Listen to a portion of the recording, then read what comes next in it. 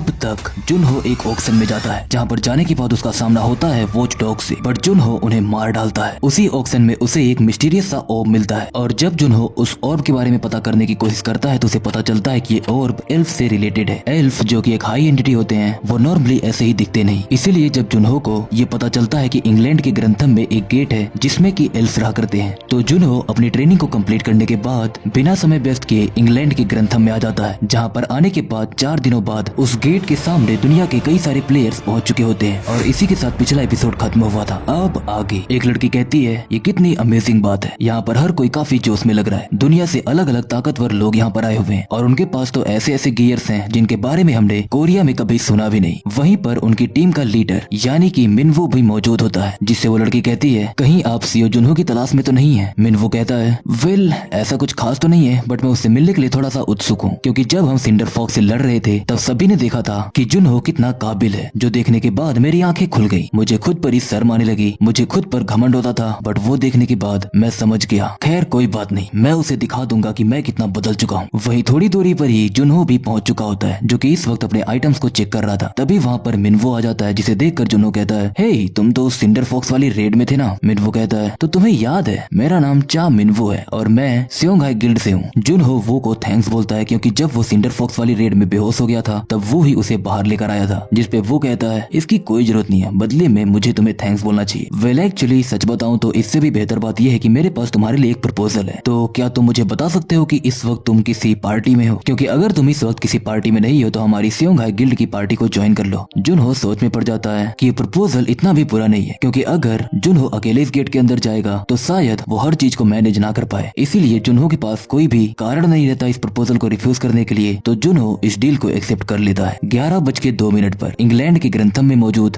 Wild forest gate के अंदर सभी प्लेयर्स एंटर होने लगते हैं, जहां जुनहो भी अब अपने नए इक्विपमेंट्स के साथ रेडी था। गेट में एंटर होते ही सभी लोग अलग होने लगते हैं, जो देख के जुनहो समझ नहीं पा रहा था कि आखिरकार सब जा कहाँ रहे हैं। इसीलिए जुनहो पूछता है कि क्या हम बाकी और गिल्ड्स के साथ बैठकर कोई स्ट्रेटेजी नहीं बनाने वाले। वो बताता है वेल आजकल हम टर्मिनल्स का इस्तेमाल करते हैं, तो इसीलिए हमें स्ट्रेटेजी बनाने या उनसे बातचीत करने के लिए हर वक्त साथ रहने की जरूरत नहीं पड़ती। जुनहो को पता नहीं था कि एक टर्मिनल क्या होता है, इसीलिए वो बताता है ये एक ऐसा आइटम होता है जो कि मैजिक कम्युनिकेशन नेटवर्क को क्रिएट करता है, जिससे कि हम यहाँ पर रहकर भी दूर के प्लेयर से बात कर सकते हैं। जुनहो कहता है अब मैं समझा कि हमारे एंटर होते ही सभी लोग गायब कैसे होने लगे। वहीं वो लड़की जिसका नाम मिराय होता है वो कहती है क्या तुम श्योर हो कि तुम अतीत से आए हुए कोई ट्रेवलर नहीं हो। वो कहता है सीओ मिराय इतना रूड होने की कोई जरूरत नहीं। खैर मैं स्योंगहाई गिल्ड के बाकी के मेंबर से इंट्रोड्यूस कराना तो भूल ही गया। तो ये है जिन, हमारी पार्टी का हीलर, जो कि इस पार्टी में फिल्मिंग का भी काम करता है, जिससे कि हम हर एक मोमेंट को रिकॉर्ड कर सकें और बाद में उसे दूसरों को दिखाकर फीडबैक लेके खुद को सुधार सके। और ये है सीओ मिराय। मिराय का मतलब फ्यूचर, और इसे हम अक्सर स्पॉइलर कह के बुलाते हैं। मिराय कहती है रुको मैं तुम्हें अपनी स्किल्स के बारे में बताऊं, इससे अच्छा मैं तुम्हें दिखाई देती हूँ, तो चलो तुम्हारा भविष्य पढ़ते हैं। मिराय जब अपनी स्किल्स का इस्तेमाल करती है तो वो काफी हैरान होती है और कहती है कमाल है, तुम अकेले ही 10 डार्क एल्व्स को हरा दोगे। जुनहो पूछता है क्या तुम्हारे पास ऐसी कोई स्किल है जिससे तुम भविष्य देख सकती हो। वो बताता है हाँ ये भविष्य देख सकती है, पर पूरी तरह से नहीं, और जब ये एक बार इसका इस्तेमाल कर लेती है तो इसे काफी समय तक इंतजार भी करना पड़ता है इस स्किल को दोबारा इस्तेमाल करने के लिए, क्योंकि एक बार इस्तेमाल करने के बाद ये स्किल कूल डाउन स्टेट में चली जाती है। और अगर ये किसी टारगेट का भविष्य देख रही है तो इसे उस टारगेट के बारे में बताना पड़ता है, मतलब कि एक बार अगर इसने भविष्य देख लिया तो इसे ना चाहते हुए भी उस टारगेट को उसका भविष्य बताना पड़ेगा। अगर ये ऐसा ना करे तो इस पर काफी बड़ी पेनल्टी लगती है। जुनहो सोचता है फोरसाइट ये तो काफी रेयर स्किल है, जब मैं इंस्पेक्टर था तब ये स्किल सिर्फ 10 लोगों के पास थी। शायद मिराय मुझे ये बता सके कि भविष्य में मैं अपने दोस्तों को इस बर्फ के जाल से बाहर निकाल पाऊंगा या नहीं। मिराय कहती है रुको मैं तुम्हें अपनी स्किल्स के बारे में और बताती हूँ। मेरी स्किल कोई एग्जैक्ट भविष्य नहीं देखती, बल्कि वो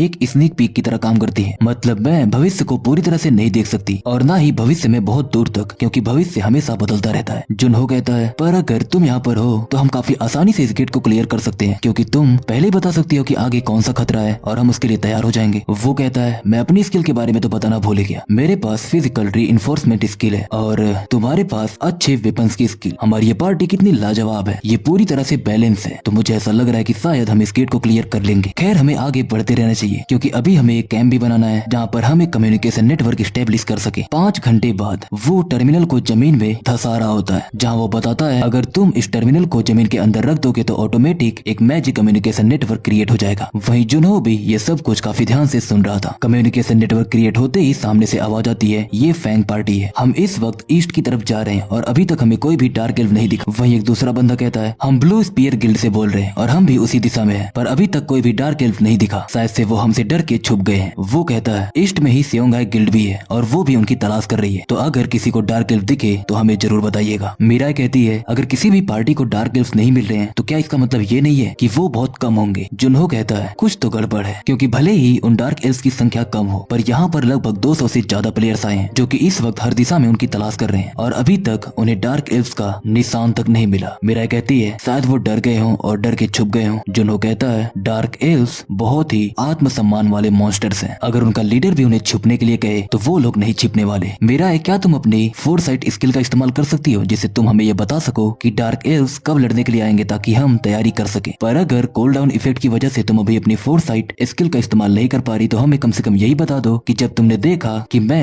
10 डार्क एल्व से लड़ रहा था और उन्हें हरा रहा था तो वो समय क्या था। मीराई कहती है मुझे एग्जैक्ट टाइम तो नहीं पता, पर उस वक्त काफी अंधेरा था तो शायद रात होगी। वो सोच में पड़ जाता है और तभी वो एक आइटम निकालता है और कहता है लगता है डार्क एल्व्स रात में सरप्राइज अटैक करेंगे, तो हम इस वक्त उन्हें कितना भी ढूंढ ले हम उन्हें बाहर नहीं निकाल पाएंगे। मीराई कहती है अगर वो लोग सरप्राइज अटैक करने वाले हैं तो हमें बाकी के गिल्ड्स को भी बताना चाहिए, जिस पे जुन्हो कहता है देखो तुम ऐसा कर सकती हो पर शायद वो तुम पर भरोसा ना करे, तो अगर तुम चाहो तो उन्हें बता सकती हो, पर मैं तो चला आराम करने, मुझे नींद आ रही है और वैसे भी आज की ये रात काफी लंबी होने वाली है। जब रात होती है तो ईस्ट में ही एक दूसरी जगह पर एक बंदा कहता है जैसे ही सूरज ढला यहाँ पर ठंड कितनी बढ़ गई, कहीं ऐसा ना हो कि डार्क एल्फ सरप्राइज अटैक कर दे। दूसरा बंदा कहता है डार्क एल्फ वो भी सरप्राइज अटैक, कुछ भी बकवास बातें मत करो। एक बंदा कहता है वो लोग टेम्पटेशन ऑफ पावर को संभाल नहीं पाए और फिर करप्ट बन के, जिसके बाद उन्होंने वर्ल्ड ट्री को ही धोखा दे दिया। उनके अंदर इतनी समझ नहीं है, वो खुद से कम्युनिकेट नहीं कर सकते, तो वो आखिर प्लान बनाकर हम पे सरप्राइज अटैक कैसे करेंगे। तभी उसी बंदे के पीछे अचानक अंधेरे में 2 आंखें दिखती हैं जो देख के बाकी लोग सतर्क हो जाते हैं। अंधेरे में से एक वॉल डॉग बाहर आता है जिसे देख के वो बंदा कहता है ये तो बस एक वॉल डॉग है, ज्यादा फिक्र करने की जरूरत नहीं, इन्हें आग से डर लगता है, ये हमारा कुछ नहीं कर पाएंगे। वही दूसरा बंदा कहता है मैं थोड़ा नर्वस हूँ क्योंकि यहाँ पर बहुत सारे हैं। वही एक बंदा कहता है हे क्या तुम श्योर हो कि ये लोग आग से डरते हैं, क्योंकि आग के इतना करीब आने के बाद भी ये भाग नहीं रहे। उनके लीडर की नजर अपने ऊपर पड़ती है जहाँ देख के वो काफी डर जाता है और फिर घबराते हुए कहता है बाकियों को जगाओ, वो भी अभी। ऊपर पेड़ पर वोल्डोग्स के साथ एल्फ पहुंच चुके होते हैं। दूसरी तरफ जुन्हो की नींद अचानक से खुलती है। मीराई कहती है हे जाग गए तुम, अभी तक कुछ हुआ नहीं तो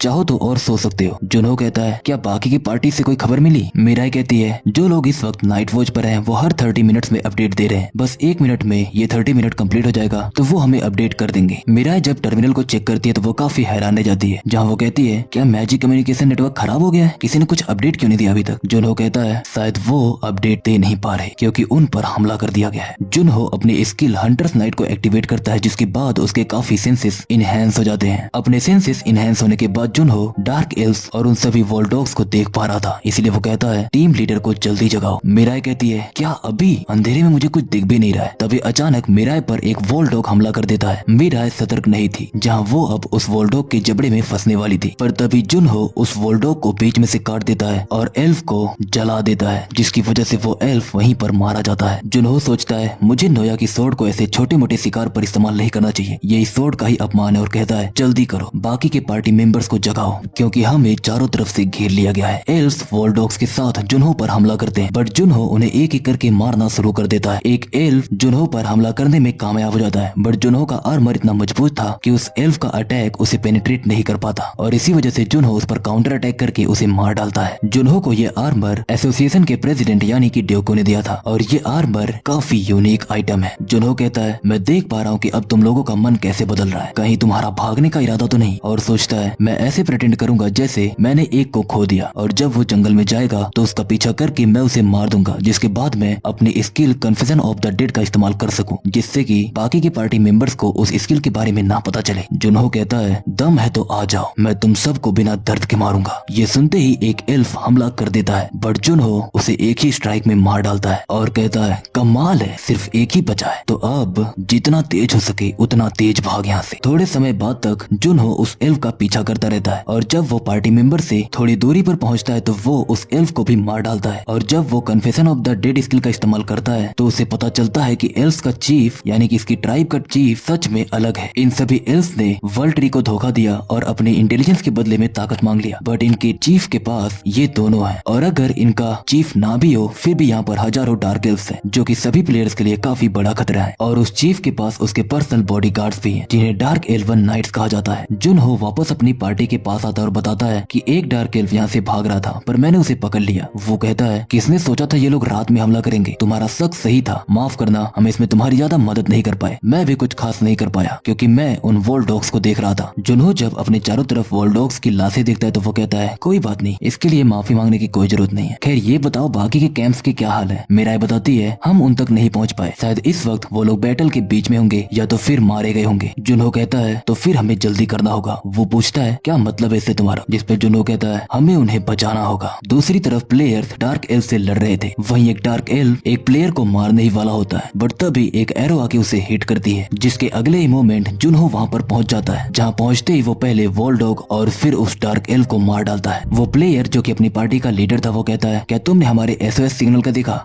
वहीं पार्टी के और भी मेंबर्स बच गए थे, जिस पे वो लीडर जुनहो को थैंक्स बोलता है ब्लू वेल पार्टी को बचाने के लिए। जुनहो कहता है इसकी फिक्र मत करो, ये बताओ कि घाटा कितना हुआ है। वो लीडर कहता है हमने अपने 5 साथियों को खो दिया और ये सब मेरी गलती है, मैं चाह कर भी उन्हें नहीं बचा पाया। वो पलक झपकते ही मारे गए। अब तक वो, जिन और मिराई ये तीनों भी वहाँ पर पहुँच चुके होते हैं। उन्हें आने में देर हो गई क्योंकि वो जुनहो की स्पीड मैच नहीं कर पाए। जुनहो कहता है क्योंकि अब तुम लोग यहाँ पर हो तो हमारी पार्टी ईस्ट की तरफ जा रही, इसीलिए मैं वेल पार्टी से रिक्वेस्ट करना चाहूंगा कि वो लोग नॉर्थ की तरफ जाए। उनका लीडर पूछता है नॉर्थ पर क्यों, जिस पे जुनहो बताता है और भी पार्टीज हैं जो कि इस वक्त बैटल में फंसी हुई हैं। अगर हम सब मिले और साथ में लड़े तो शायद हम लोगों की जान बचा पाए। जुनहो सोचता है अभी भी यहाँ पर लगभग 500 से ज्यादा डार्क एल्व्स बचे हुए हैं। उन्होंने अपनी फोर्सेस को बीच में से बांट दिया था, इसी वजह से शायद अभी भी 500 डार्क एल्व्स बचे हुए हैं। जुनहो कहता है नॉर्थ की तरफ जाओ और बाकी लोगों को इकट्ठा करो और जब वो सब इकट्ठा हो जाए तो ईस्ट में आ जाना। मुझे पता है कि इस वक्त तुम्हारे लिए लड़ना काफी मुश्किल होगा क्योंकि तुम्हारे साथी मारे जा चुके हैं, पर तुम उनकी कुर्बानी ऐसे ही जाया नहीं डालने दे सकते। अगर हमने डार्क एल्व्स को खुद को अलग करने दिया तो वो जीत जाएंगे, जिसकी वजह से ये पूरी रेड बर्बाद हो जाएगी। तुम्हारे साथी अब नहीं बचे हैं, इसीलिए वो ना ही अपना बदला ले सकते हैं और ना ही अपने सपने पूरा कर सकते हैं, तो अब तुम्हें ही ये सब करना होगा। वो लीडर कहता है ठीक है, अब से ब्लू वेल पार्टी कोरिया के नए स्टार के अंडर काम कर रही और जो वो कहेगा वही वो करेगी। सीन शिफ्ट होता है, हम देखते हैं दूसरी तरफ जहाँ एक बंदा काफी जख्मी हालत में एक पेड़ के पास पड़ा होता है। वो कहता है ये डार्क एल्व्स, इन्होंने उन सभी एरोज में पॉइजन लगा के रखा था और अब इतने सारे वॉलडॉग्स भी मेरे पीछे आ गए हैं। वो बंदा अपने सामने वॉलडॉग्स को देखकर अपनी गन को बाहर निकालता और कहता है मैं ब्रेवो पार्टी का मेंबर हूँ, तो जाने से पहले मैं कम से कम तुम में से एक का तो लेकर ही जाऊंगा। एक वॉलडॉग उस बंदे के हाथ पर ही अटैक कर देता है बट वो बंदा तभी अपनी गन से फायर कर देता है, जिसकी वजह से वो वॉलडॉग वहीं पर मारा जाता है। वो बंदा कहता है डैम इट, मैं अब अपनी गन को भी पिक नहीं कर पा रहा हूँ, तो क्या यही मेरा अंत है, क्या ऐसे ही मैं मरने वाला हूँ। उसकी आंखें बंद होने लगती है पर तभी उसके सामने अचानक कोई आता है जो कि एक एक करके उन सभी वॉलडॉग्स को मारने लगता है। उन वॉलडॉग्स को मारने वाला कोई और नहीं बल्कि CEO जुनहो था। तभी वहाँ पर एक और प्लेयर आ जाता है जो कहता है तो तुम यहाँ पर हो, मुझे लगा तुम मर गए होगे, खैर अब ज्यादा हिलना मत, मैं भी अभी तक जिंदा हूँ और वो सिर्फ और सिर्फ प्लेयर CEO जुनहो की वजह से। उसने मेरे अलावा भी और कई प्लेयर्स की मदद की, चलो पहले तुम्हारा इलाज कराया जाए, उसके बाद हम गिल्ड के बाकी मेंबर से मिलेंगे। सच बताऊं तो अगर ये व्यक्ति नहीं होता तो आज रात हम सब मारे गए होते। थोड़े समय बाद ही सुबह हो जाती है जहाँ स्योंगाई गिल्ड के मेंबर्स एक जगह पर बैठे हुए होते हैं। वहीं जुनहो सोचता है हमने सबसे क्रिटिकल मोमेंट को तो सरवाइव कर लिया, पिछली रात कई लोग मारे गए पर फिर भी अभी 150 पीपल बचे हुए हैं और वहीं अगर दूसरी तरफ देखा जाए तो शायद डार्क एल्व्स अपनी आधी सेना खो चुके हैं। तो अब मुझे पूरा यकीन है कि वो कम से कम हम पर हमला करने के लिए तो बाहर नहीं आने वाले। अब वो पूरी तरह से फोकस अपने डिफेंस पर करेंगे, तो अब हमें कैसे भी करके पहली चाल खुद की तरफ से चलनी होगी क्योंकि हमला करने की बारी अब हमारी है। थोड़ी दूरी पर ही दो लोग झगड़ रहे होते हैं इस बात को लेकर कि क्या हमें इस गेट को जल्दी क्लियर कर देना चाहिए या फिर हमें और इंतजार करना चाहिए। एक प्लेयर कहता है हमारे पार्टी के सभी मेंबर्स बहुत ही क्रिटिकल कंडीशन में, हमारे पास कोई हीलर नहीं है जो कि इस पॉइजन को हील कर सके, तो इसीलिए वो बस उसे होल्ड कर रहा है। अगर हम इस गेट को जल्दी से क्लियर नहीं करेंगे और उन सभी को एक हाई क्लास के हॉस्पिटल में नहीं ले जाएंगे तो ये सब के सब मारे जाएंगे। दूसरा बंदा कहता है मैं समझ सकता हूँ तुम कैसा महसूस कर रहे हो, पर वही दूसरी तरफ देखो बाकी की सभी पार्टीज अभी तैयार नहीं है। अगर हम अभी उन पर हमला करके इस गेट को क्लियर करने की कोशिश करेंगे तो ये बहुत ज्यादा होगा। तो मुझे नहीं लगता कि सिर्फ एक व्यक्ति की वजह से सभी की कुर्बानी देना सही है। इधर वो कहता है जुनहो तुम क्या सोचते हो, कौन सा ऑप्शन बेहतर और इफिशिएंट रहेगा। जुनहो थोड़ा सोचता है और कहता है वेल सच बताओ तो इन दोनों के अपने फायदे और घाटे हैं, पर मुझे लगता है कि हम इस गेट को जितना जल्दी क्लियर करेंगे उतना ही बेहतर होगा। मैं ऐसा इसलिए नहीं कह रहा क्योंकि हम सभी एक व्यक्ति के लिए खुद को कुर्बान कर सकते हैं, बल्कि मेरा ये कहने का कारण ये है कि अगर हम इस गेट को जल्दी से क्लियर नहीं करेंगे तो इससे हमारा ही नुकसान होगा, हम ही घाटे में जाएंगे क्योंकि ये फाइट जितनी लंबी होगी नुकसान हमारा उतना ही होगा। एक बंदा कहता है ऐसा सोचने के पीछे में तुम्हारा कोई एक लॉजिक तो होगा। जुनहो कहता है बहुत ही आसान है, तुम्हें भी ये पता ही होगा कि डार्क एल्व्स नेचर की तरफ से दिए गए भेंट है और इनकी वो प्रवृत्ति है कि वो हमेशा अपनी तरफ की हुई गई नुकसान को कम करने की कोशिश करते हैं। पर पिछली रात जिन डार्क एल्व्स ने हमला किया था वो डार्क एल्व्स नॉर्मल नहीं थे। डार्क एल्व्स ज्यादा समझदार नहीं होते, इसीलिए उन्हें अलग अलग ग्रुप्स में बांटा गया। उनके लिए एक टीम बनाई गई। इसका मतलब यहाँ पर कोई एक ऐसा आउटस्टैंडिंग बीइंग है जो कि उन सबको ऑर्डर दे रहा है और तथ्य तो ये भी है कि वो उन सबको कंट्रोल कर रहा है और उन सभी पर हुकूमत कर रहा है। इसका मतलब उसके पास हाई लेवल की इंटेलिजेंस और पावर तो होगा ही। एक लड़की कहती है मुझे भी ऐसा ही लगता है, कल रात को जब हमला हुआ तो मुझे भी काफी अजीब लगा था, पर वैसे भी गेट्स काफी अनप्रेडिक्टेबल होते हैं। वो एक बंदा कहता है अगर हम ये सोचे कि वहाँ पर 500 डार्क एल्व्स हैं तो वॉल डॉग्स का क्या, वो भी तो होंगे उनके पास। भले उन्हें ट्रेन किया गया है पर उन्हें मारना तो इतना कठिन होगा नहीं, पर प्रॉब्लम्स तो वो भी क्रिएट करेंगे। जुनहो कहता है अब कोई भी वॉल डॉग नहीं बचे हैं तो तुम्हें उनकी फिक्र करने की कोई जरूरत नहीं है। एक बार ध्यान से सोचो, जब हमने आखिरी प्लेयर को रेस्क्यू किया था, क्या तुम सबको याद है कि उस प्लेयर का जो वॉल डॉग पीछा कर रहे थे वो साइज में कितने छोटे थे। वो सभी वॉल डॉग्स अभी बच्चे थे। डार्क एल्व्स सभी बड़े वॉल डॉग्स को खो चुके हैं और इसी वजह से उन्हें मजबूरी में इन बच्चों का इस्तेमाल करना पड़ा, इन पपेट्स का। इसी वजह से अब आगे वो रात में हम पर ऐसे हमला नहीं कर पाएंगे। पर यही एक चीज है जो वो नहीं कर पाएंगे, क्योंकि इसके अलावा वो बहुत कुछ कर सकते हैं। एक बार वो अपनी ऑर्गेनाइजेशन को इकट्ठा कर ले तो वो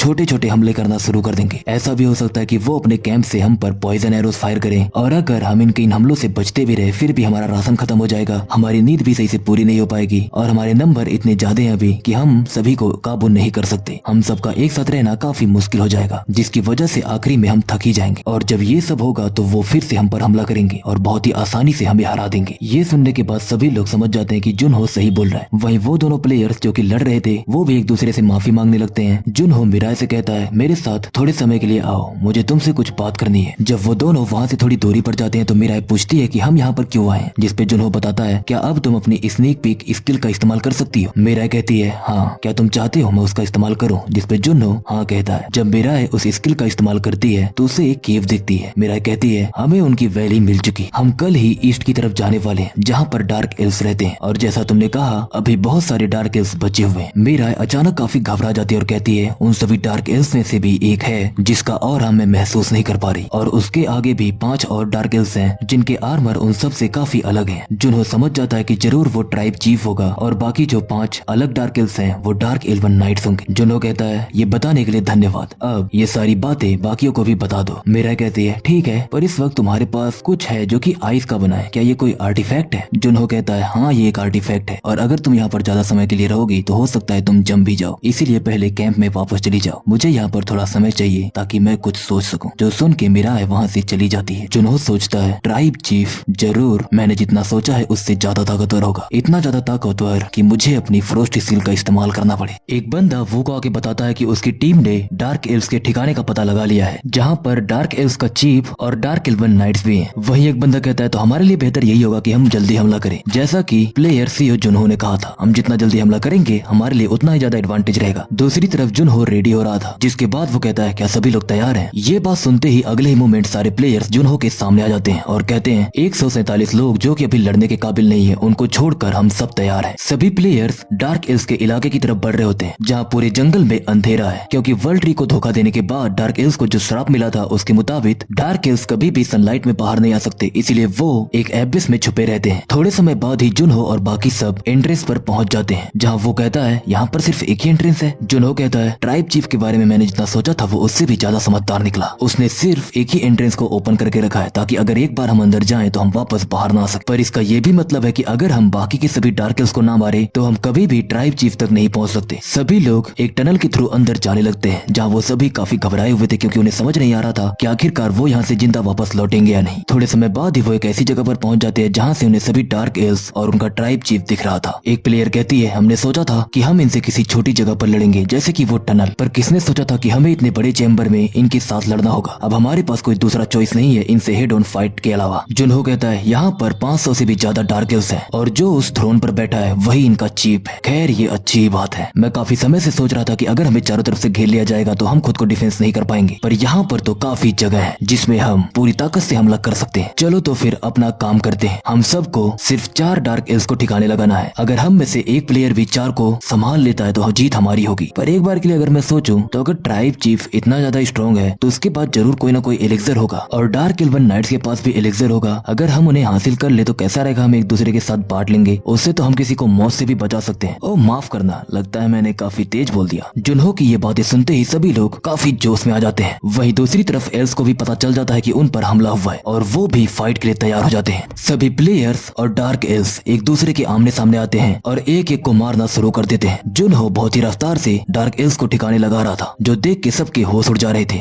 वो भी डार्क एल्फ से लड़ रहा था, जहाँ वो इजिली 2 डार्क एल्फ को संभाल लेता है, बट तभी एक तीसरा डार्क एल्फ उस पर अटैक करता है, पर उसे जुनहो मार डालता है और कहता है टीम लीडर वो आगे और भी खतरा है, इसीलिए इससे आगे मत बढ़ी। वो कहता है तो क्या तुम्हारा प्लान है कि तुम अकेले ही आगे जाओगे? जुनहो कहता है फिक्र मत करो, मैं ऐसी चीजें करता रहता हूँ। जुनहो वहाँ से जाने लगता है। वहीं वो सोचता है मुझे पता था कि मैं इतना काबिल तो नहीं हूँ कि उसके साथ कंधे से कंधा मिला के चल सकूं, अभी मुझे बहुत मेहनत करनी होगी, और कहता है अगली बार मैं पीछे नहीं हटूंगा। जुनहो जब ट्राइब चीफ के पास जा रहा था तो उसका सामना डार्क एल्वन नाइट से होता है, जहाँ वो कहता है तुम सभी बाकी के डार्क एल्फ से काफी अलग लग रहे हो, तो चलो फिर अगर ऐसी ही बात है तो मैं तुम्हारे खिलाफ बहुत ही लाजवाब हथियार का इस्तेमाल करूंगा। जुनहो सोचता है dark elven knights world tree को धोखा देने और करप्ट होने के बाद ये डार्क एल्वन नाइट्स बने। इससे पहले ये एल्वन नाइट्स कहे जाते थे, जो कि हमेशा किंगडम की रक्षा करते थे। इनके पास बहुत ही लाजवाब ट्रेडिशनल स्वॉर्ड टेक्निक्स हैं और ये पावरफुल स्पिरिट्स को भी समन कर सकते हैं। आमतौर पर मैं इन्हें नहीं हरा सकता। जुनहो कहता है अब जब तुम सबका स्पिरिट कॉन्ट्रैक्ट टूट चुका है तो मैं तुमसे नहीं हारने वाला, क्योंकि यहाँ पर फाइट सिर्फ स्वॉर्ड से होगी, तो इसमें तो मुझे हराना नामुमकिन है, क्योंकि आज तक पूरी जिंदगी में मैं किसी ऐसे से नहीं मिला जिसकी स्वॉर्ड टेक्निक्स मुझसे बेहतर हो। वो नाइट्स जब जुनहो पर हमला करते हैं तो जुनहो फॉल बैक किए जा रहा था, जहाँ वो बचते हुए यही सोचता है कि अपनी स्वॉर्ड को इतनी ताकत से स्विंग कर रहे हैं कि अगर मुझे हल्का सा भी हिट हुआ तो मैं मारा जाऊंगा। मुझे ऐसे लड़े हुए काफी समय हो गया। जुनहो अगले ही मोमेंट एक डार्क एल्वन नाइट का हाथ काट देता है। इससे पहले कि वो नाइट संभल पाता, जुनहो उसके पास जाता और कहता है भागने की क्या जरूरत है, अगर लड़ना ही है तो पूरी हिम्मत से लड़। अगले ही मोमेंट जुनहो अपनी स्वॉर्ड को उस नाइट के शरीर के आर पार कर देता है, जिसकी वजह से वो नाइट वहीं पर मारा जाता है। जुनहो कहता है अगर तुम लोग इतने ही काबिल हो तो मैं तुम सबसे निराश हुआ, अगर मुझे हराना है तो तुम्हें इससे भी ज्यादा मेहनत करनी पड़ेगी। तभी जुनहो की नजर अपने आस पास जाती है, जहाँ वो देख पा रहा था कि प्लेयर्स मारे जा रहे थे। जैसे ही कोई प्लेयर जख्मी होता कोई ना कोई उसे हील करने के लिए आ जाता, पर अब हीलर्स की कमी हो रही थी। वो कहता है ये तो बहुत सारे हैं, आखिरकार अभी कितने बचे हैं? एक प्लेयर कहता है ये हमारे लिए इतना भी मुश्किल नहीं होना चाहिए, 100 लोग मिलके 400 डार्क एल्व्स को तो मार ही सकते हैं, पर ये सभी इस वक्त रोटेशंस में लड़ रहे हैं, जिसकी वजह से ये अपनी एनर्जी भी बचा रहे हैं, क्योंकि ये एक एक करके हमसे लड़ रहे हैं। वहीं एक बंदा कहता है हमने लगभग इनमें से 100 को मार दिया है, पर इतना तो तय है कि अगर ऐसे ही चलता रहा तो हम सब थक कर ही मर जाएंगे, तो अगर हमें इन्हें हराना है और इनकी रोटेशन को तोड़ना है तो हमें और भी मेहनत से आगे बढ़ना होगा। अचानक उन सभी एल्व्स का ध्यान भटक जाता है और वो एक दूसरे पर ही हमला करने लगते हैं, जो देख के वो प्लेयर समझ नहीं पा रहा था कि आखिरकार हुआ क्या। बट तभी उसकी नजर पड़ती है प्लेयर सीओ जुनहो पर, जिसे देख के वो समझ जाता है कि एल्वन नाइट्स जुनहो का पीछा कर रहे हैं, जिसकी वजह से वो नाइट्स अपनी स्वॉर्ड को अपने मुताबिक ना स्विंग करके जैसे मन तैसे स्विंग कर रहे हैं। इसी वजह से बाकी डार्क एल्व्स काफी डरे हुए हैं। एक प्लेयर कहता है अब मैं समझा, जुनहो खुद को एक चारे के रूप में इस्तेमाल कर रहा है ताकि वो एल्वन नाइट्स को बैटलफील्ड में ला सके, जिसकी वजह से उनकी फॉर्मेशन टूट जाए। ये देख के सभी प्लेयर्स में काफी जोश आ जाता है। वहीं वो कहता है जब बात मौत और जिंदगी की हो तो हमें कुछ भी नहीं सोचना चाहिए, क्योंकि यही हमारा मौका है, हमें पूरी तरह से इन्हें तबाह करना होगा। इसके अगले ही मोमेंट वो लोग फिर से पूरे जोश के साथ लड़ना शुरू कर देते हैं। जुनहो सोचता है मैंने इनकी काफी मदद कर दी, अब शायद इतना काफी होगा, बट तभी एक एल्फ उस पर पीछे से हमला करता है, बट जुनहो उस अटैक को बहुत ही इजीली ब्लॉक कर जाता है, जो देख के वो एल्वन नाइट काफी हैरान होता है। जुनहो कहता है इसमें इतनी भी हैरान होने वाली क्या बात है, मुझे पता है कि तुमने मेरा पीछा करने में काफी मेहनत की है, इसीलिए मैं सिर्फ तुम्हें बेदर्द वाली मौत दूंगा। थोड़े समय तक ये फाइट चलती रहती है, जहाँ वो चीफ अपने थ्रोन पर बैठकर सब कुछ देखे जा रहा था। वो चीफ सोचता है मैं ऐसे ही यहाँ पर बैठ के सब कुछ नहीं देख सकता। एक समय पर हम एक ऐसे आउटस्टैंडिंग बींग्स थे जो कि बहुत ही सुंदर और इंटेलिजेंस थे, पर अब हम वो बींग्स नहीं रहे, जिसकी वजह से हम इंसानों के हाथ हार रहे हैं। वो भी क्या दिन थे। इधर दूसरी तरफ जुनहो सभी डार्क एल्वन नाइट्स को मार डालता है और कहता है सच बताऊं तो ये मेरा पहली बार है जब मैं किसी बड़े ग्रुप से लड़ रहा हूँ, पर आखिर में ये सब तो किसी कॉकरोच की तरह ही थे। चीफ कहता है तुम्हारी हिम्मत भी कैसे हुई उन कॉकरोच की तुलना हमसे करने की। जुनहो कहता है तो तुम्हें कॉकरोच से नफरत है, पर आखिरकार एल्व्स तो गार्डियन ऑफ नेचर कहे जाते हैं। ओ एक मिनट, मैं तो भूल ही गया था, अब तुम डार्क एल्फ हो, अब तुम कोई गार्डियन नहीं रहे, अब तो तुम सब भी उन्हीं कॉकरोचेस की तरह हो, बिल्कुल भद्दे और वाहियात। ये सुन के चीफ काफी भड़क जाता है और कहता है अब मैं बात नहीं करूंगा, अपनी स्वॉर्ड सामने करो इंसान। जुनहो कहता है अगर दम है तो आ जाओ। वो दोनों इस वक्त एक दूसरे के आमने सामने थे, जहाँ वो चीफ अपनी स्वॉर्ड टेक्निक्स का इस्तेमाल करना शुरू करता है। जुनहो सोचता है ये टेक्निक, ये तो वही टेक्निक है ना जिसमें हम नेचर से पावर उधार लेते हैं, जिसे कहा जाता है जीन या मैनेस, पर इस टेक्निक का इस्तेमाल तो सिर्फ वही एल्व्स कर सकते हैं जो कि अपने स्पिरिट्स के पावर का यूज कर सके। पर आखिर कैसे? ये डार्क एल्स तो करप्ट है। चीफ जुनहो पर हमला करता है, बट जुनहो उस अटैक को ब्लॉक करते हुए सोचता है अब मैं समझा, तो ये कोई ओरिजिनल टेक्निक नहीं है, बल्कि ये इसने खुद बनाई है जो कि डार्क एल्स की बॉडी के साथ सुटेबल हो। जुनहो कहता है लगता है तुम थोड़े तो समझदार हो, आखिरकार कॉकरोचों के राजा जो हो। चीफ कहता है अपनी स्वॉर्ड से बोलो, अपने मुंह से नहीं। अगले ही मूवमेंट उन दोनों की स्वॉर्ड एक दूसरे से टकराती है, जहाँ वो अपने चारों तरफ के इलाके को तबाह करते जा रहे थे। जुनहो सोचता है ये तेज और ताकतवर है, पर मुझे इसके अंदर से उस ताकत का एहसास नहीं हो रहा जो कि मैंने उस डार्क एल्फ की यादों में देखा था। इधर वो चीफ जब थोड़ा थकता है तो वो अपने चारों तरफ नजर फिराता है, जहाँ उसे अपने ही लोगों की लाशें दिखती हैं। चीफ सोचता है ये मेरे लोग कितने बेवकूफ हैं, इन्होंने अपने इस बेरहम लीडर की बात अपने अंत तक मानी। मैं तो बस अपनी गलतियां सुधारना चाहता था और फिर से उसी समय को वापस लाना चाहता था जिस समय में हम राज करते थे। बेवकूफ इंसान, अगर तुम चाहते हो कि तुम्हारी इच्छा पूरी हो तो तुम्हें हजारों दुश्मनों को हराना होगा। मैं ये बर्दाश्त नहीं कर सकता।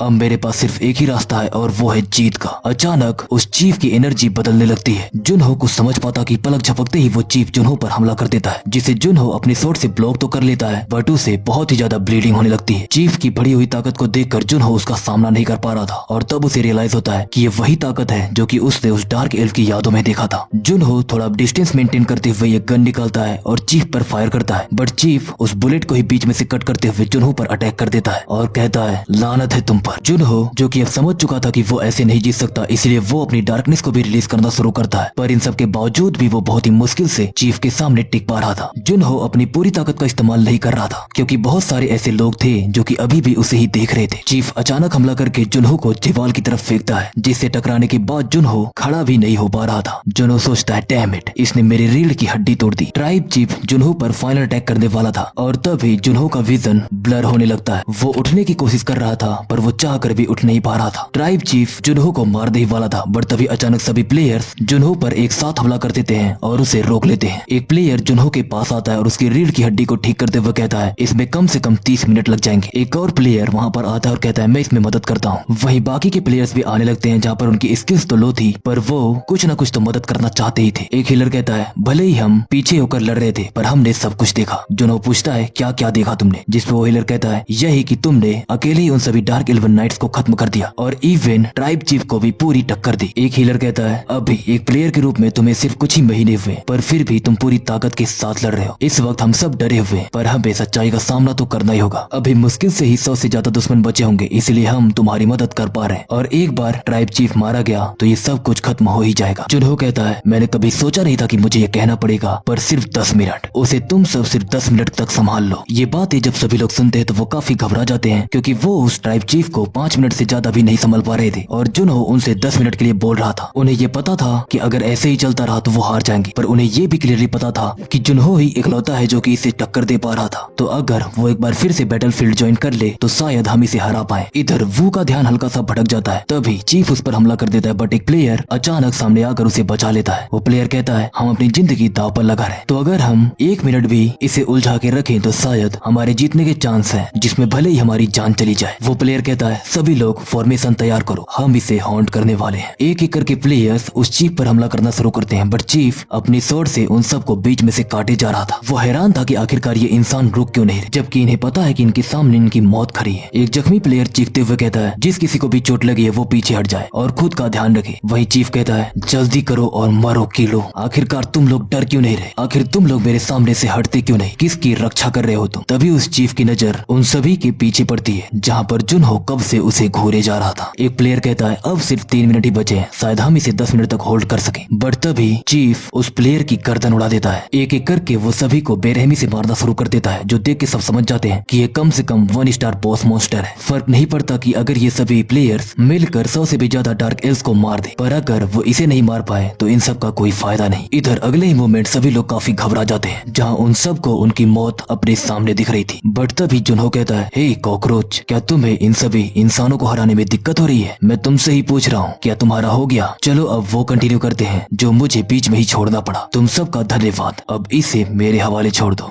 एक प्लेयर कहता है क्या तुम अकेले संभाल लोगे? अगर हम साथ में लड़े तो शायद हम उसे मार सकते हैं। जुनहो कहता है फिक्र मत करो, बस बाकी के जो लोग जख्मी हैं उनको तुम लोग संभालो। इधर चीफ काफी भड़क जाता है और कहता है कीड़े कहीं के, मैं अब तुम सबको एक ही बार में खत्म करूंगा। बट तभी जुनहो अपनी डार्कनेस को रिलीज करता है और वहाँ पर एक सर्कुलर और क्रिएट कर देता है, जिसके अंदर इस वक्त सिर्फ चीफ और जुनहो थे। वो कहता है आखिर ये क्या है? क्या ये भी चीफ की कोई पावर है? जुनहो, क्या तुम ठीक हो? जुनहो अंदर से कहता है ये सब कुछ इसी ने किया है, ये मैं नहीं कर रहा, इसने मुझे अंदर फंसा लिया है। वो कहता है आखिरकार हम इस जाल में फंस कैसे सकते हैं, चलो हमें इसे बाहर से तोड़ना होगा। जुनहो ये सब सुन रहा था और सोचता है अच्छी बात है, इन्होंने मुझ पर यकीन कर लिया। चीफ कहता है आखिर ये सब क्या है, क्या अब तक तुम अपनी ताकत छिपा रहे थे? जुनहो कहता है कम ऑन, अभी तो मैंने अपने हुक्म के इक्के निकालने शुरू किए हैं, इतनी भी जल्दी हैरान होने की क्या है, अभी तो मेरे पास ऐसे कई सारे हुक्म के इक्के हैं। जुनहो अपनी फ्रोजन स्किल्स का इस्तेमाल करते हुए वहाँ की जमीन को बर्फ से ढक देता है। चीफ कहता है मुझे लगा था कि मैंने तुम्हें हरा दिया, पर रिकवर होने के बाद तुम अलग ही स्किल का इस्तेमाल कर रहे। जुनहो कहता है हैरान होने की कोई बात नहीं, अभी तुम मुझे अच्छे से जानते ही खाओ, एक बार मुझे जान जाओ हैरानी खुद ब खुद खत्म हो जाएगी। हम देखते हैं इंग्लैंड की ग्रंथम में आने से पहले का सीन, जहाँ पर जुनहो ट्रेनिंग करने के जा रहा था, बट डेव को उसे रोक रहा था। जुनहो कहता है फिक्र मत करो, मैं बस अपनी फ्रोस्ट स्किल को चेक करने वाला हूँ कि आखिरकार मैं उसे कितने हद तक इस्तेमाल कर सकता हूँ। डेव को कहता है तुमने ऑलरेडी उसे मास्टर कर ही लिया है, तुम्हें उसकी फाइटिंग स्टाइल भी पता ही है और तुम इंस्पेक्टर भी रह चुके हो, तो तुम्हें आखिर ये सब करने की जरूरत ही क्या है? जुनहो कहता है मैं भी पहले यही सोचता था, पर यही मेरी गलती थी, अभी मुझे बहुत आगे जाना है जिसके लिए मैं खुद पर नरमी नहीं बरत सकता। डेव को कहता है तो बताओ आखिर तुम अपनी फ्रोस्ट स्किल का कैसे इस्तेमाल करने वाले हो? जुनहो कहता है फिलहाल तो मैं उसे 3 कैटेगरीज में डिवाइड करने वाला हूँ। हम देखते हैं प्रेजेंट का सीन। पहली कैटेगरी यानी कि यूटिलिटी। जुनहो ने पूरे ग्राउंड को बर्फ से ढक दिया था ताकि वो इस बैटलफील्ड को अपने एडवांटेज के रूप में यूज कर सके। इस फील्ड की वजह से अपोनेंट का स्टेमिना ऑलरेडी बहुत कम हो जाएगा और वो अपनी पीक कंडीशन से भी नीचे आ जाएंगे। दूसरी कैटेगरी इंट्यूटिव, जिससे कि जुनहो अपने आर्मर को पूरी तरह से आइस से कवर कर लेता है ताकि उसका डिफेंस इतना मजबूत हो जाए कि उसे कोई पेनिट्रेट ना कर सके। और फिर आखिरी कैटेगरी जिसमें कि जुनहो फ्रोस्ट स्किल का इस्तेमाल करते हुए अपने दुश्मन पर हमला करता है। चीफ उस हमले से बचता है, बट जुनहो अपनी watch guard of darkness skill को फ्रोस्ट स्किल के साथ मर्ज करके इस्तेमाल करना शुरू करता है, जिसकी वजह से उसका माना भी बहुत ही कम यूज होता है। इस हमले को चीफ ब्लॉक करता है और कहता है तो मतलब तुम भी किसी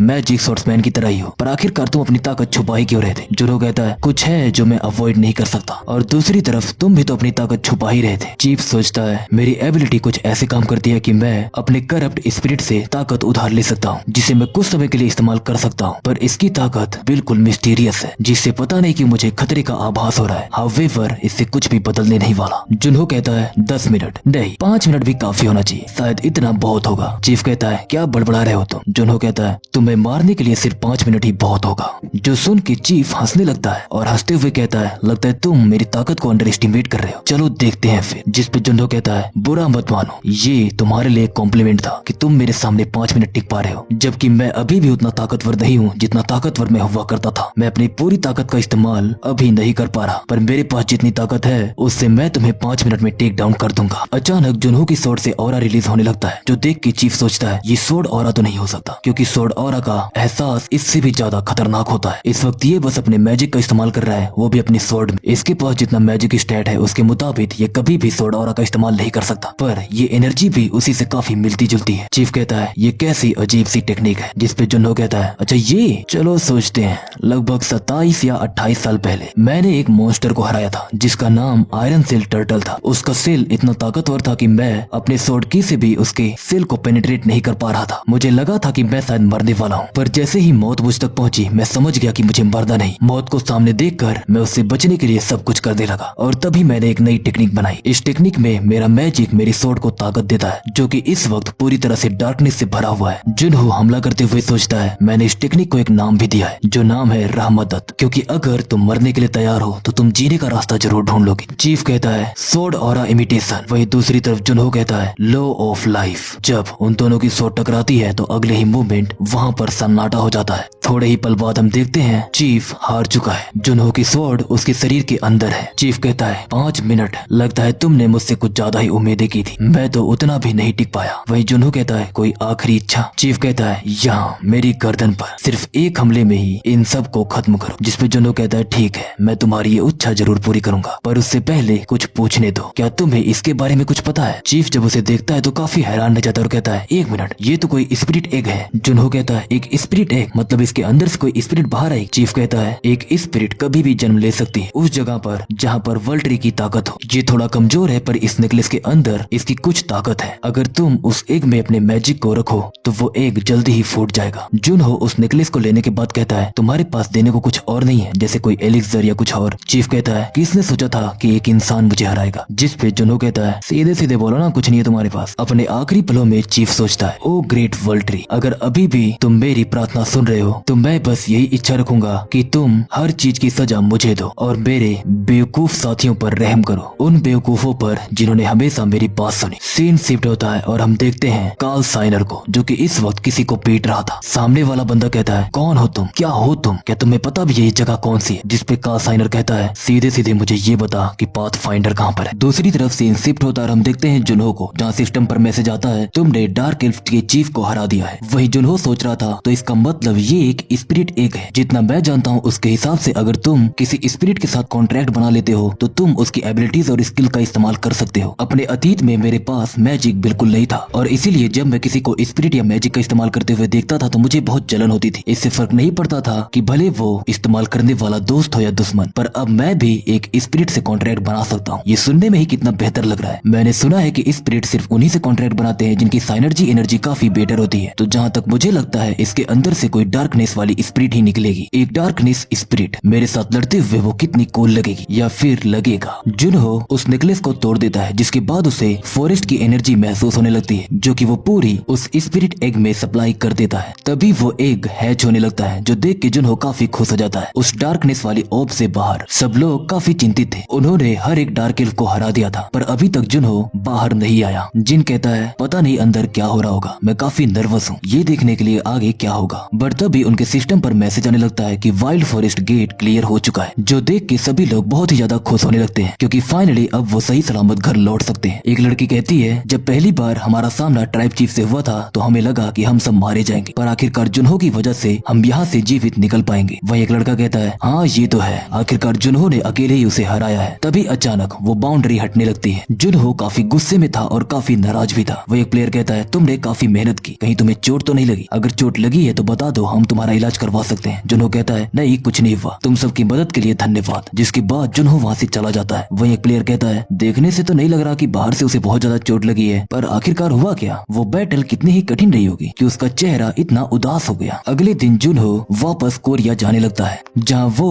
न्यूज में अपने बारे में ही देख रहा था। जुनहो कहता है, भले ही मुझे MVP कहो या कुछ और, इससे क्या ही फर्क पड़ता है, इन सब का कोई मतलब नहीं। क्या मैंने डार्कनेस स्पिरिट के बारे में मांग कर कुछ ज्यादा ही उम्मीद लगा ली थी? मैंने सपने में भी नहीं सोचा था कि मुझे एक फ्रोस्ट स्पिरिट मिलेगी। स्पिरिट एक के हैच होने के बाद उसमें से स्पिरिट के रूप में फ्रोस्ट स्पिरिट बाहर आई थी, जो देख के जुनहो काफी उदास था। वही वो फ्रोस्ट स्पिरिट कहती है, इंसानों की टेक्नोलॉजी काफी दिलचस्प है, आखिरकार तुम सब बिना मैजिक के ही हवा में कैसे उड़ रहे हो? जुनहो कहता है, मैंने कहा था ना, जब तक मैं बोलना ना बंद करूँ तब तक तुम मत बोलना। जिसपे वो स्पिरिट कहती है, मैं तो बस खुद से ही बातें कर रही थी। जुनहो सोचता है, यकीन नहीं होता कि मुझे स्पिरिट के रूप में वही मॉन्स्टर मिली जिसने मेरे सभी दोस्तों को बर्फ में जमा दिया और पूरी दुनिया को दहशत में डाल रखा था। आखिरकार ये मेरी स्पिरिट क्यों ही बनी, जबकि मैं ही वो हूँ जिसने उसे मारा। स्पिरिट कहती है, मुझे लगता है मैंने तुम्हें काफी समय दे दिया जब तक तुम अपनी सोच को समझ सको। जुनहो कहता है, हे मैंने तुमसे कहा ना कि मुझसे बात मत करो अभी। वो स्पिरिट कहती है, माफ करना, लगता है फिर से मैं खुद से ही बातें कर रही हूँ। जुनहो कहता है, आखिरकार उस स्पिरिट एग में से तुम्हें ही क्यों बाहर आना था? स्पिरिट कहती है, उस एग में से मैं बाहर आई क्योंकि मैं तुम्हारे मैजिक के साथ ज्यादा कंपैटिबल हूँ। इसका एक ही मतलब है कि तुम जिस एलिमेंट के साथ ज्यादा सूटेड हो वो है फ्रोस्ट। जुनहो कहता है, मेरे साथ मजाक मत करो, मैंने वॉच गार्ड ऑफ डार्कनेस को लगभग 5 सालों तक इस्तेमाल किया है और बात की जाए अगर फ्रोस्ट की तो मैंने उसे सिर्फ 3 महीने तक इस्तेमाल किया है, तो आखिरकार मैं उसके लिए ज्यादा कंपैटिबल कैसे हो सकता हूँ? स्पिरिट कहती है, देखो मानो या मत मानो, पर फ्रोस्ट स्किल के साथ तुम बहुत ज्यादा कंपैटिबल हो, क्योंकि आखिर में उस स्पिरिट एग से तुम मैं ही बाहर आई, तो इसीलिए जिद करना छोड़ो और चलो कॉन्ट्रैक्ट बनाते हैं। जुनहो कहता है, तुम्हें सच में लगता है कि मैं ऐसा करूंगा जबकि तुमने इतने लोगों को जान से मारा है? स्पिरिट कहती है, ऐसा भी मैंने क्या कर दिया कि तुम मुझसे ऐसे बात कर रहे हो? जुनहो कहता है, तुम इसलिए पूछ रही हो क्योंकि तुम नहीं जानती तुम। तभी जुनहो सोचने लगता है कि आखिरकार इसने किया क्या है, जिसपे जुनहो कहता है, तुमने साउथ पैसिफिक ओशियन को पूरी तरह से बर्फ में जमा दिया था। स्पिरिट कहती है, वेल अगर ऐसी बात है तो मैं तुमसे माफी मांगती हूँ कि मैंने इतनी सारी मछलियों को जमा दिया। जुनहो कहता है, पैसिफिक ओशियन के जमने के बाद ही यहाँ का मौसम काफी बदलने लगा। पर तभी जुनहो सोचता है, मैंने तो ये भी सुना है कि उसी की वजह से ग्लोबल वार्मिंग काफी कम हो गई थी, पर इससे कोई फर्क नहीं पड़ता, फ्रोस्ट क्वीन ने इससे भी कई बड़े पाप किए हैं। जुनहो कहता है, तुमने मुझे और मेरे सभी दोस्तों को बर्फ में जमा दिया था। जिसपे स्पिरिट कहती है, तो अब समझी तुम्हारे पास कारण है। देखो मैं वो नहीं थी जिसने तुम्हें बर्फ में जमाया, और अंत में मेरी ताकत की वजह से ही तो तुम उस बर्फ से बाहर निकले। मैं सिर्फ एक ही बार बोलूंगी, मैंने ऐसा कुछ भी नहीं किया है कि मुझे उसके लिए माफी मांगनी पड़े या मुझे उसके लिए कोई सजा मिले। और अगर इसके दूसरे पहलू को देखें तो मुझे तो खुद के लिए ही बुरा लग रहा है, क्योंकि अंत में मारी तो मैं गई। जुनहो कहता है, ठीक है शांत हो जाओ, जैसे विंडो से बाहर देख रही थी वैसे ही बाहर देखो। जुनहो ड्यूकू को मैसेज करता है और उसे पूछता है कि आखिरकार फ्रोस्ट क्वीन क्वीन ने क्या गलत किया है। ड्यूक बताता है कि फ्रोस्ट क्वीन ने तुम्हें और तुम्हारे सभी दोस्तों को बर्फ में जमा दिया। जुनो पूछता है इसके अलावा क्या किया। ड्यूक कहता है मुझे नहीं पता, क्या सच में ये जानने की इतनी ज्यादा जरूरत है। वो स्पिरिट भी ये डिवाइस को देख लेती है और कहती है ये कितना मस्त डिवाइस है, तुम किसी दूसरे इंसान के ओपिनियन को इस पे आसानी से देख सकते हो, वो भी बिना टाइम वेस्ट किए। जुनो कहता है चलो ठीक है मैं समझ गया, तुमने कुछ गलत नहीं किया, पर आखिरकार मैं तुम्हारे साथ कॉन्ट्रैक्ट क्यों ही बनाऊं। जिस पे स्पिरिट कहती है क्योंकि मैं तुम्हारी टीचर बन जाऊंगी। जुनो कहता है मैं ये तो मानता हूँ कि तुम मुझसे ताकतवर थी, पर आखिरी में तो तुम मुझसे हारी गई। स्पिरिट कहती है तुमने सही कहा, तुमने मुझे हराया था, पर मेरे सबसे कमजोर स्टेट में। जुनो कहता है क्या कमजोर, फालतू की बातें मत करो। स्पिरिट कहती है मैं कोई मजाक नहीं कर रही, मैं आइस किंगडम की क्वीन हूँ, वो आइस किंगडम जिसे निफ्लहेम के नाम से जाना जाता है। मैं वो मोनार्क हूँ जो कि पूरी दुनिया के कोल्ड को कंट्रोल करती है। तो मैं खुद के अस्तित्व को दांव पर रखते हुए कसम खाती हूँ कि मैंने जो कुछ भी कहा मैं झूठ नहीं बोल रही, तुमने मुझे सबसे कमजोर स्टेट में हराया था। जुनो समझ जाता है कि ये कसम मैजिक के द्वारा ली गई है, तो इसका मतलब ये झूठ तो नहीं बोल रही। इसलिए वो कहता है तुम कितनी कमजोर थी। वो स्पिरिट कहती है तुम कह सकते हो कि मैं उस वक्त 100 गुना कमजोर थी। जुनो कहता है मेरे साथ बकवास मत करो, फिर से कसम खाओ, मुझे यकीन नहीं होता। स्पिरिट कहती है नहीं, अगर मैं इसे हर बार करूंगी तो ये मेरे ही स्वाभिमान के लिए सही नहीं होगा। जुनो कहता है चलो ठीक है, अच्छा अगर ऐसी ही बात है तो मैं तुम्हारे साथ एक कॉन्ट्रैक्ट बनाता हूँ, बस इसमें एक शर्त रहेगी। वो कॉन्ट्रैक्ट तभी टूट जाएगा जब तुम मेरे आसपास के लोगों के लिए खतरा बनोगी। स्पिरिट कहती है कमाल है, तुम सीधे मुद्दे की बात करते हो। एक स्पिरिट और एक कॉन्ट्रैक्टर दोनों सोल से बंधे होते हैं, तो मेरे पास कोई भी कारण नहीं है तुम्हें और तुम्हारे आसपास के लोगों को चोट पहुंचाने के लिए। जुनो सोचता है मुझे नहीं पता कि ये राइट चॉइस है या मेरे पास कोई और ऑप्शन है भी, पर सच बताऊं तो इस वक्त मैं इतना कमजोर हूँ कि मैं एक 1 स्टार गेट को भी खुद से क्लियर नहीं कर सकता। तो अगर मैं इस ताकत को फुल पोटेंशियल पर यूज करूँ तो शायद ये काफी होगा। इसलिए पहले मुझे ये पता करना पड़ेगा कि आखिरकार फ्रोस्ट क्वीन एक स्पिरिट के रूप में कितनी ताकतवर है। जुनो कॉन्ट्रैक्ट बना लेता है। प्लेयर एसोसिएशन ट्रेनिंग रूम में अभी तक जुनो और फ्रोस्ट क्वीन की स्पिरिट पहुंच चुकी होती है। स्पिरिट कहती है ये कितना बोरिंग है, यहाँ पर तो कोई अपोनेंट भी नहीं है। जुनो कहता है ऑब्वियसली यहाँ पर कोई अपोनेंट नहीं है क्योंकि यहीं पर मैं ट्रेन करता हूँ। स्पिरिट पूछती है तुम क्या कर रहे हो, जिसपे जुनो कहता है मैं यहाँ पर अपने आर्टिफैक्ट्स को चेक कर रहा हूँ जो मुझे लास्ट बैटल्स में मिले हैं। अगर जुनो इन सभी आर्टिफैक्ट्स को इक्विप कर ले तो उसका मैजिक स्टैट 100 को भी क्रॉस कर जाएगा, जिसके बाद वो खुद अकेले ही 1 स्टार गेट को क्लियर कर सकता है। स्पिरिट कहती है उन्हें इक्विप करने के बाद तुम काफी बेहतर लग रहे हो। जुनो कहता है मैंने तुम्हें कभी नहीं कहा कि तुम मेरा साथ दो, बल्कि मैं तो यहाँ पर तुम्हारी स्किल्स देखना चाहता हूँ। स्पिरिट कहती है तुम मेरी एबिलिटीज को सबसे ज्यादा बेहतर ढंग से जानते हो। जिसपे जुनो कहता है पर अब तुम स्पिरिट हो, ये पहले से काफी अलग है। जिसपे स्पिरिट कहती है वेल हाँ मैं समझ सकती हूँ, फिलहाल के लिए तुम मेरे कॉन्ट्रैक्टर हो, एक बार तुम देख लोगे कि मैं कितनी महान हूँ तो तुम खुद ही मुझे अलग ढंग से ट्रीट करने लगोगे। फ्रोस्ट स्पिरिट वहाँ के टेम्परेचर को बहुत ज्यादा ठंडा कर देती है, जिसके बाद जुनो सोचता है इस टेम्परेचर की वजह से मेरी धड़कनें थम रही हैं। ये बिल्कुल वैसा ही है जैसा फ्रोस्ट क्वीन के नेस्ट में था। अचानक से स्पिरिट टेम्परेचर को और भी ज्यादा गिराना बंद कर देती है। जुनो पूछता है क्या हुआ, जिसपे स्पिरिट कहती है अब मेरा कोई इंटरेस्ट नहीं रहा। जो सुन के जुनो काफी हैरान रह जाता है। वही स्पिरिट कहती है इस वक्त मेरा अपनी पावर्स को इस्तेमाल करने का मन नहीं कर रहा। जिसपे जुनो कहता है तुम मजाक कर रही हो। स्पिरिट कहती है देखो अगर मैं किसी चीज को लेके क्यूरियस हो जाऊं तो मैं अपने मैजिक पर कॉन्सेंट्रेट नहीं कर पाती। जुनो कहता है ठीक है अच्छा बताओ मुझे क्या जानना है तुम्हें, किस चीज के लिए उत्सुक हो तुम। जिसपे वो स्पिरिट कहती है मैं इंसानी दुनिया को एक्सप्लोर करना चाहती हूँ। जुनो उस स्पिरिट के साथ सड़क पर घूमने लगता है जहाँ वो फ्रोस्ट स्पिरिट सब कुछ देख के बहुत ही ज्यादा एक्साइट हो रही थी, पर जुनो उसे चुप कराया जा रहा था। स्पिरिट कहती है यहाँ के लोग कितने अजीब हैं, इनके हाथ में एक अजीब सा डिवाइस है जिसे ये घूरते जा रहे हैं। जुनो पूछता है हे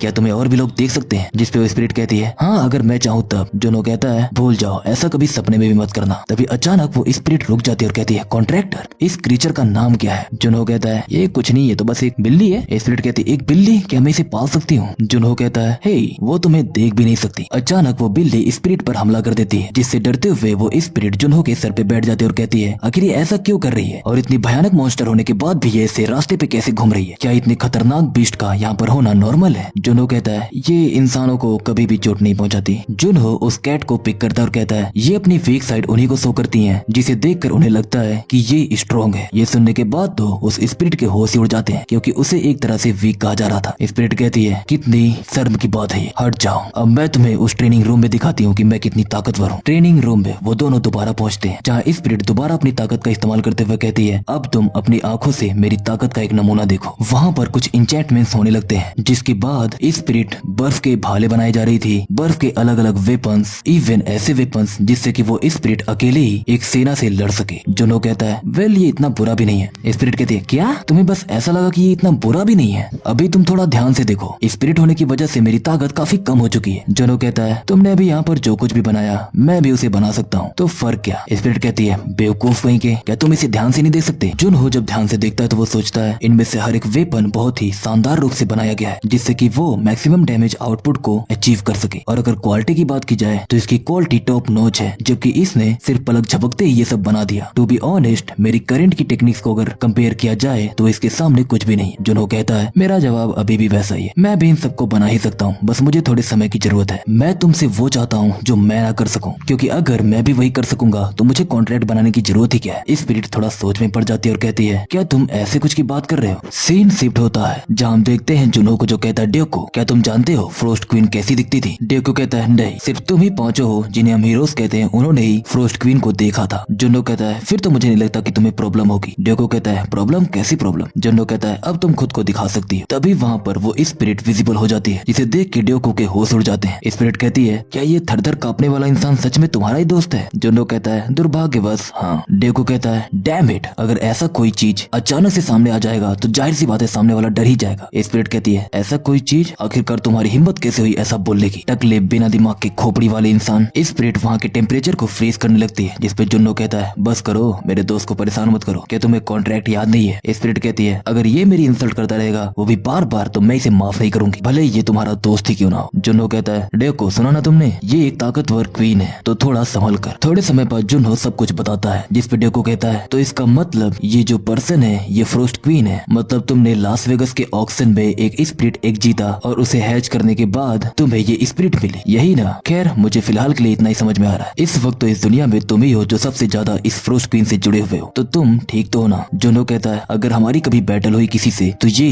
काफी मददगार होगी, ये सच में काफी ताकतवर है। ड्यूको पूछता है इसकी क्लास क्या है? स्पिरिट की जो क्लासेस होती हैं वो लो टू आर्क से ऊपर जाती हैं। आमतौर पर एक स्पिरिट उसके क्लास के ही बेसिस पर जानी जाती है। जुनहो पूछता है हे तुम्हें पता है तुम्हारी क्लास क्या है? जिसपे वो स्पिरिट कहती है ऑब्वियसली मैं एक आर्क स्पिरिट हूँ। जुनहो कहता है मुझे तो नहीं लगता। जिसपे स्पिरिट कहती है आगे से मुझसे ऐसा कुछ मत पूछना। जुनहो और ड्यूको बात करने लगते हैं कि ये जरूर एक लो लेवल की स्पिरिट होगी, सबसे लो। थोड़े समय बाद जुनहो कहता है खैर जो भी हो ये ताकतवर तो है, तो इसीलिए मैं चाहता हूँ कि तुम एक ऐसे गेट की तलाश करो जो कि इस वाले से ज्यादा कठिन हो। ड्यूको कहता है अभी तक तुम जितने भी गेट्स में गए हो वो पहले ही काफी कठिन थे, तो अगर तुम ऐसे गेट की बात कर रहे हो जो कि इससे भी ज्यादा कठिन हो, वेट एक मिनट, कहीं तुम 1 स्टार गेट की बात तो नहीं कर रहे? जुनहो कहता है wild forest already 1 star gate था, मैं बहुत ज्यादा इम्प्रूव हुआ, इसीलिए मुझे लगता है कि अब मैं खुद ही 1 स्टार गेट को क्लियर कर सकता हूँ। ड्यूको कहता है अगर ऐसी बात है तो अब भी 3 और 1 स्टार गेट्स बचे हुए हैं, वो भी फर्स्ट फ्लोर पर, मेरा मतलब कि पृथ्वी पर। एक है साउथ अमेरिका में, दूसरा चाइना में और तीसरा एंटार्क्टिका के किंग सेजोंग स्टेशन में, जिस गेट का नाम है विंटर कैसल। जुनहो थोड़ा सोचता है और कहता है ठीक है फिर अगला गेट यही बनेगा जिसे मैं क्लियर करने वाला हूँ। जुनहो प्लान बना चुका था कि वो अगला जो गेट क्लियर करेगा वो होगा किंग सेजोंग स्टेशन का विंटर कैसल। रात में जुनहो अपने सेक्रेटरी से बात करता है जहाँ वो बताती है कि कल 2 बजे एक कॉन्फ्रेंस मीटिंग शेड्यूल कर दी गई है। जुनहो स्पिरिट से पूछता है क्या तुम्हें किसी खाने की जरूरत नहीं पड़ती? स्पिरिट कहती है मैं एक स्पिरिट हूँ, इंसानों की तरह मुझे ऐसे किसी सब्सटेंस की जरूरत नहीं पड़ती। जुनहो कहता है लगता है फिर तो मेरे काफी पैसे बच जाएंगे। खैर इस वक्त अगर हम इसी मुद्दे पर बात कर रहे हैं तो मैं तुमसे पूछता हूँ क्या तुम डायमेंशनल एलिवेटर के बारे में कुछ जानती हो? जुनहो सोचता है डायमेंशनल एलिवेटर इस वर्ल्ड का एक मिस्टीरियस सोर्स, अगर हम ये पता कर पाए कि उसका ओरिजिन क्या है तो शायद हम इस गेम को खत्म कर सकते हैं जिसने इंसानियत को नर्क से भी बदतर बना दिया है। स्पिरिट कहती है मुझे नहीं पता। जुनहो कहता है हे तुम तो एक फ्लोर मास्टर थी ना, आखिर तुम्हें इन सब के बारे में क्यों नहीं पता? ज्यादा भाव मत खाओ, बताओ मुझे। स्पिरिट कहती है मुझे सच में कुछ नहीं पता, मैं अपने अस्तित्व की कसम खाती हूँ। हाँ मुझे इस वर्ल्ड के बारे में पता था, पर एक बार जब तुमने मुझे हरा दिया तो मैं फ्लोर मास्टर वाली पोजीशन खो चुकी, इसीलिए जब मैं उन सभी चीजों को याद करने की कोशिश करती तो मेरा दिमाग ब्लैंक हो जाता। जुनहो कहता है ये तो बड़ी बुरी बात है। जुनहो समझ जाता है कि सिस्टम फ्रोस्ट क्वीन की यादें मिटा चुका है। वहीं वो स्पिरिट कहती है इतना उदास होने की भी कोई जरूरत नहीं है, भले ही तुम्हें जो यादें चाहिए थी वो मेरे पास नहीं है, पर मेरी इंटेलिजेंस अभी भी तुम्हारे पास है, तो मैं तुम्हारे काफी काम आऊंगी। जुनहो कहता है मैं भी यही उम्मीद करता हूँ। और हाँ एक बात और, जितना मैं स्पिरिट्स को जानता हूँ उसके मुताबिक तो स्पिरिट्स अपने कॉन्ट्रैक्टर से मैजिक कंज्यूम करती हैं। तो मुझे बताओगी कि आखिरकार तुम अपनी पावर्स को कैसे इस्तेमाल करती हो, क्योंकि मैं तुम्हारे अंदर से हल्का सा भी मैजिक सेंस नहीं कर पा रहा। स्पिरिट कहती है क्या तुम्हें सच में नहीं पता? बेवकूफी की भी हद होती है। जब एक स्पिरिट अपनी ताकत का इस्तेमाल करती है तो वो अपने कॉन्ट्रैक्टर की मेंटल हेल्थ पर और मेंटल स्ट्रेंथ पर निर्भर रहती है। अगर तुम्हारा मेंटल स्टेट खराब रहेगा तो मैं अपनी ताकत को इस्तेमाल नहीं कर पाऊंगी, कम से कम पीक पर तो बिल्कुल नहीं। ऑफ कोर्स जब मैंने तुम्हें अपनी स्किल्स दिखाई तब भी वही बात लागू होती है, क्योंकि तुम्हारे जैसे एक आउटस्टैंडिंग ह्यूमन को भी खुद को ट्रेन करके साबित करना ही होगा। अभी तुम काबिल नहीं हो। जुनहो कहता है सिर्फ 1 महीना नहीं, सिर्फ 2 हफ्ते में ही मैं तुम्हारी ये सोच बदल दूंगा। अगले दिन प्रेस कॉन्फ्रेंस में जुनहो के लिए उसकी सेक्रेटरी सूट लेकर आई थी, क्योंकि पिछली बार जुनहो प्रेस कॉन्फ्रेंस में पैजामा पहन के ही चला गया था। जुनहो उस सूट को पहनता है और कहता है लगता है अब मैं पूरी तरह से सेट हूँ। क्या लगता है सेक्रेटरी चा? प्रेस कॉन्फ्रेंस में ढेर सारे रिपोर्टर्स आए हुए होते हैं, जहाँ एक रिपोर्टर कहता है हे इन सभी लोगों को देखो, अभी इस प्लेयर को डेब्यू किए हुए सिर्फ 3 ही महीने हुए, फिर भी देखो यहाँ पर कितने सारे रिपोर्टर्स आए, इसकी ग्रोथ सच में अनमैचेबल है। वह एक रिपोर्टर कहता है मैंने सीओ जुनहो को ईस्टर्न सी गेट के दौरान देखा था, उसका ऑरा सच में बहुत ताकतवर है, उसके पास किसी मॉन्स्टर से कम टैलेंट नहीं है, वो बिल्कुल किम वू जुंग या तो फिर कहें कि सिन सेओन ह्यून के बराबर है। अगर वो आज ये अनाउंस कर दे कि वो अकेले ही 1 स्टार गेट में जा रहा है तो मैं सरप्राइज नहीं होऊंगा। तभी वहाँ पर जुनहो आता है, जिसे देखकर सबका ध्यान उसी पर चला जाता है, क्योंकि इस बार वो किसी पजामा में नहीं आया था। प्रेस कॉन्फ्रेंस जब स्टार्ट होती है तो एक रिपोर्टर पूछता है क्या आप केव ऑफ ट्रेल्स गेट को क्लियर करने की कोशिश करने वाले हैं? जुनहो कहता है हाँ, उसको क्लियर करने में हम अभी थोड़ा सोच रहे हैं और प्लानिंग चल रही है। एक रिपोर्टर सोचती है भले ही जुनहो कितना भी औसम प्लेयर हो, पर हर एक नए प्लेयर को इसके थ्रू गुजरना ही पड़ता है। केव ऑफ ट्रेल्स एक ऐसा गेट है जो कि अल्पाइन रीजन्स के तिब्बत में है। जैसा कि इसका नाम है वैसा ही ये गेट भी है। ये गेट हर एक प्लेयर को अलग अलग लेवल के ट्रायल्स में फेंक देता है। हर बार जब उस केव में एक प्लेयर अपने ट्रायल को कंप्लीट करता है तो उसे 2 ऑप्शंस मिलते हैं, या तो वो आगे की ट्रायल्स के लिए आगे बढ़े या तो फिर वहीं पर रुक जाए। ये गेट बाकी के गेट से काफी अलग है, क्योंकि यहाँ पर तुम सुरक्षित वापस आ सकते हो। सिस्टम की वजह से हम ये नहीं बता सकते कि आखिरकार उस गेट के अंदर क्या होता है, खास करके ये तो बिल्कुल नहीं बता सकते कि वो प्लेयर्स कौन से रिवॉर्ड लेकर वापस आए। पर अगर यही देखा जाए कि अभी तक कितने सारे प्लेयर्स ने उस गेट को चैलेंज किया है तो इतना तो अंदाजा लगाया जा सकता है कि उसके अंदर काफी अच्छा रिवॉर्ड मिलता है। ठीक है, मेरे आर्टिकल के लिए इतना ही काफी होगा। इधर जुनहो कहता है केव ऑफ ट्रायल्स में जाने के बाद मैं विंटर कैसल को चैलेंज करने वाला हूँ, जो सुन के सबके होश उड़ जाते हैं। अचानक वहाँ पर शांति हो जाती है। तभी जब वो शांति टूटती है तो सब लोग कहते हैं क्या आपने विंटर कैसल का नाम लिया? पूरी दुनिया की 3 अनक्लियर्ड गेट में से एक, जिसका डिफिकल्टी लेवल ही ब्रूटल है, वो गेट जिसने फ्रोस्ट क्वीन के बाद पूरे अंटार्कटिका को थर थर कांपने पर मजबूर कर दिया, क्या यहाँ पर उसी विंटर कैसल की बात चल रही है? जुनहो कहता है हाँ। जुनहो हेलीकॉप्टर से जा रहा होता है, जहाँ अब तक चारों तरफ ये बात फैल चुकी होती है कि जुनहो विंटर कैसल को चैलेंज करने वाला है। वह स्पिरिट कहती है क्या तुम ठीक रहोगे, क्योंकि वो एक 1 स्टार गेट है। कई लोगों को लगता है कि केव ऑफ ट्रायल्स में एंटर करने के लिए अभी तुम तैयार नहीं हो। जुनहो कहता है केव ऑफ ट्रायल्स में एंटर करने के लिए तुम्हारा लेवल 25 से 30 के बीच में होना चाहिए, पर एक और भी चीज है जो कि बाकी लोगों को नहीं पता, और वो ये है कि उस गेट में तुम जितना स्ट्रगल करोगे तुम्हारा रिवॉर्ड उतना ही लाजवाब होगा। पर गेट की डिफिकल्टी ऑलरेडी फिक्स है, इसीलिए अगर तुम एक लेवल कम भी हो फिर भी उस गेट को क्लियर करने के बाद तुम्हें सेम लेवल का रिवॉर्ड मिलेगा। स्पिरिट कहती है तो इसका मतलब ये एक अच्छी बात है। जुनहो कहता है ऑब्वियसली मुझे ये पता है, क्योंकि मैं पहले भी वहाँ पर जा चुका हूँ। वैसे तो वो केव कभी भी किसी प्लेयर को दोबारा एंटर नहीं करने देती एक बार अगर उन्हें रिवॉर्ड मिल जाए तो, और अपने अतीत में इंस्पेक्टर रहते हुए मैं ऑलरेडी उसे चैलेंज कर चुका हूँ, पर वो सारा का सारा रिवॉर्ड मेरे स्टेट से जा चुका है। मेरे पास अब कुछ भी नहीं, तो शायद वो मुझे अनुमति दे दे। जुनहो जब अपने हेलीकॉप्टर से उतरता है तो उसकी नजर पूरे शहर पर पड़ती है, जिसपे वो कहता है ठीक है मैं उसे दोबारा चैलेंज करूंगा, ताकि मैं अपने बर्फ में जमे हुए साथियों से दोबारा मिल सकूं और अपने अतीत से भी ताकतवर होकर उसे सरपास कर सकूं। जुनहो कहता है हे फ्रोस्ट, मुझे उम्मीद है कि जैसे ही हम वापस लौटेंगे तुम ट्रेनिंग में मेरी काफी मदद करोगी। फ्रोस्ट कहती है तुमने पहले ही इसकी रिक्वेस्ट की थी, क्या तुम भूल गए? जुनहो कहता है तुम आइस एलिमेंट को काफी बेहतर ढंग से हैंडल कर सकती हो, तो इसमें प्रॉब्लम क्या है? फ्रोस्ट कहती है तो इसका मतलब मैं तुम्हारी मास्टर बनूंगी। ठीक है चलो अब रास्ते से हट जाओ, अब ये एक मोनार्क की ड्यूटी है कि तुम्हें सब कुछ सही ढंग से सिखाए। जुनहो कहता है मैं तुम्हें पूरी तरह से अपना टीचर तो नहीं मान सकता और मैं तुम्हारा डिसाइपल या वैसल भी नहीं हूँ, पर हाँ शुक्रिया। फ्रोस्ट कहती है ये ट्रेनिंग बहुत ज्यादा कठिन होगी। जुनहो कहता है कोई बात नहीं, मैं मैनेज कर लूंगा, तुम फिक्र ना करो। जुनहो पहुंचता है अपने ही साथियों के बर्फ के पुतले के सामने, जहाँ वो उनके लिए ड्रिंक्स लेकर आया था, जिन 5 ग्लासेस में से वो 1 ग्लास पी जाता है और 4 ग्लास भरी हुई छोड़कर चला जाता है, इस उम्मीद में कि कभी न कभी तो वो समय जरूर आएगा जब उसके ये सभी दोस्त उसके साथ होंगे। और बस ये एपिसोड यानी कि return of the frozen player का सीजन 1 खत्म होता है यहीं पर। तो गाइस अगर चैनल पर न्यू हो तो चैनल को सब्सक्राइब कर दो यार, कितना भाव खाते हो। एंड हाँ, एक लाइक के साथ कमेंट में मुझे ही जरूर बताना कि क्या मुझे इस सीरीज को आगे कंटिन्यू करना चाहिए, क्योंकि इसके अभी 100+ चैप्टर्स अवेलेबल है, मतलब कि सीजन 2 तो कंफर्म अवेलेबल है। तो कमेंट में जरूर बताना। बाकी तो चलो मिलते हैं अगली वीडियो में, टिल देन बाय बाय।